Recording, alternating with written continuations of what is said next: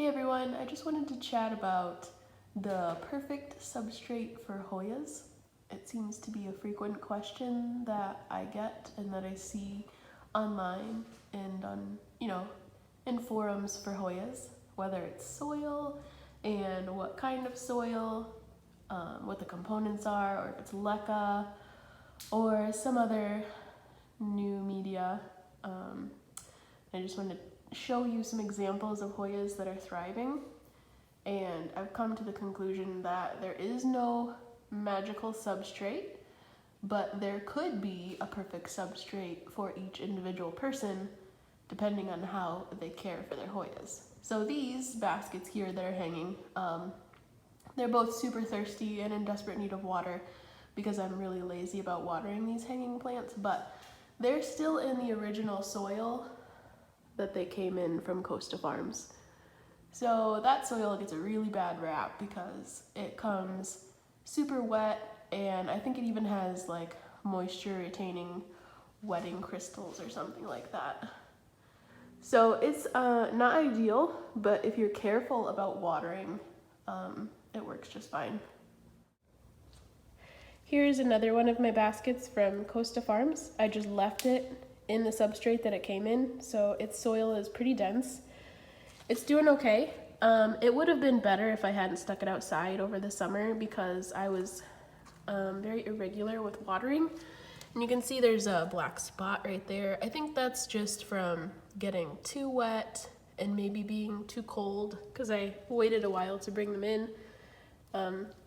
But it's still fine, it's recovering now. I don't think I'll stick any Hoyas outside next summer because the inside environment, although it's not high humidity and tropical and the perfect climate for Hoyas to grow in, the conditions are stable. So for me, it seems like the Hoyas grow better in stable conditions than outside where I pretty much neglect them, like really neglect them. And this is probably a familiar plant if you've been following my plant journey. This is a really old Hoya compacta.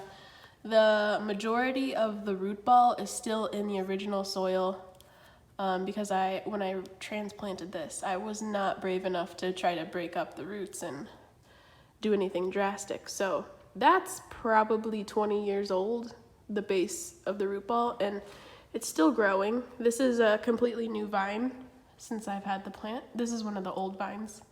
So that one's still in soil. I just want to tell people that I still have Hoyas in soil and that it still works because most of the time I'm showing off plants that are in leca, and I don't want to give off the feel that if you're not growing in leca, then you're doing it wrong.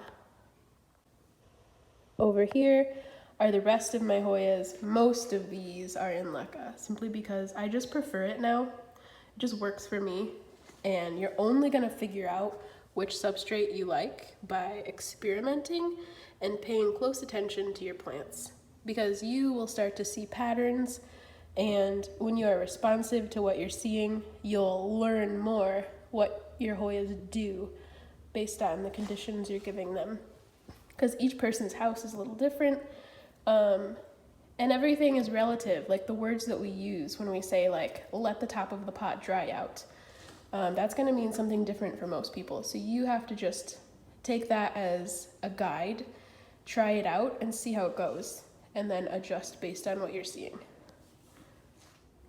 Here are some of my favorite Hoyas. This is Hoya vitellinoides. It was rooted directly in leca, the same with Surigauensis. Both of these were rooted directly in their pots in leca, with several cuttings in the pot, and they're doing well. They would both be huge right now if I would stop cutting them. I chop them back to propagate and to trade. So yeah, this one looks quite small compared to how it was in the middle of the summer. But yeah, these guys seem to do well in leca, and yeah, I don't see a need to be exclusive with leca or with soil. I just want to let people know that you should experiment and come to your own conclusions about which substrate you prefer. Here are some of my other favorite smaller pots of Hoyas. I really love this Sigillatus. I'm not sure if that's how you pronounce it.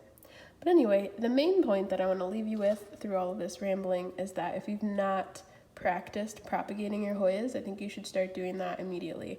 With whatever Hoya you have that might be more abundant and less, I don't know, high risk, like obviously don't practice with an expensive Hoya, but if you have a basket, like I got this as a Costa Farms basket. There's a ton of plant material here, and I have practiced with this Hoya and with several others, just rooting them over and over again in several different substrates, in water, in moss, in leca, soil, perlite.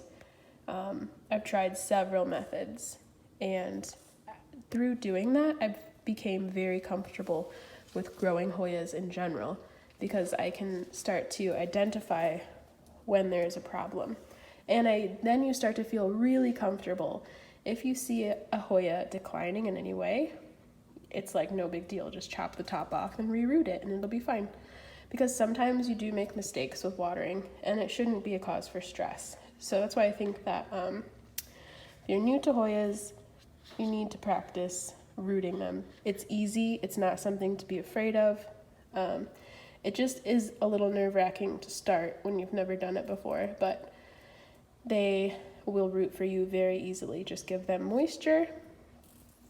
And like down here are my propagation boxes. And these guys are doing well in there. Oh, sorry, it's so gross in there, but they are happy. You can see all of those aerial roots there. Whether you're using leca or soil, just stick your plants in there and put a lid on, water them to start, and I don't have to do anything with these. I probably check them every 2 weeks and water them if they seem dry, but other than that, I don't have to do anything to them, and they root. It doesn't really matter what the substrate is. They always root with this method of being in a box next to a window. So yeah, let me know in the comments which method of propagation you have the most success with, and hopefully you've been able to glean something from all of this rambling. Thanks for watching.